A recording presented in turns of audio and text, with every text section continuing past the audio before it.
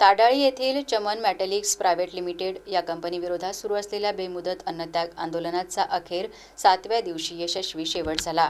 स्थानिकांवर होत असलेल्या अन्यायाविरोधात आणि विविध प्रलंबित मागण्यांसाठी लोक जनशक्ती पार्टीच्या वतीने जिल्हाध्यक्ष मनोज ठेंगणे यांच्या नेतृत्वाखाली हे आंदोलन छेडण्यात आले होते। 23 मार्चपासून सुरू झालेल्या या तीव्र आंदोलनाने प्रशासन आणि कंपनी व्यवस्थापनाचे लक्ष वेधून घेतले।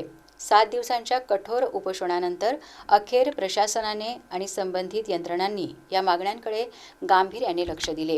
यानंतर आमदार सुधीर मुनगंटीवार यांच्या हस्ते आंदोलनकर्त्यांना निंबू सरबत पाजून उपोषणाची सांगता करण्यात आली। या यशस्वी आंदोलनामुळे स्थानिकांमध्ये समाधानाचे वातावरण असून संघर्षातून मिळवलेल्या या विजयाने आंदोलनकर्त्यांचा आत्मविश्वास उंचावला आहे। बाप बड़ा ना भैया दो सिंगी दैट के भैया सबसे बड़ा रुपये आता त्यांनी वटणीवर आणावं झाले।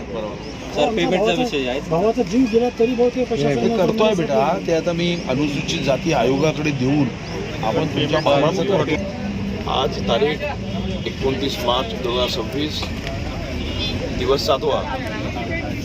ज्या 14 मागण्यांना आम्ही इथं घेऊन बसलेलो होतो, जे Chaman company private limited, Venus company आणि KMC प्रायव्हेट लिमिटेडच्या विरोधात होते, त्याबद्दल सुधीर भाऊ जे आमच्या महाराष्ट्राचे विकास पुरुष आहे त्यांनी आज परत सिद्ध केलं की खरंच ते आज महाराष्ट्राचे विकास पुरुष आहे। त्यांनी इथे येऊन आमच्या जेवढ्या मागण्या आहेत त्या लवकर टप्प्याटप्प्याने पूर्ण करून देऊ असे आश्वासन दिले।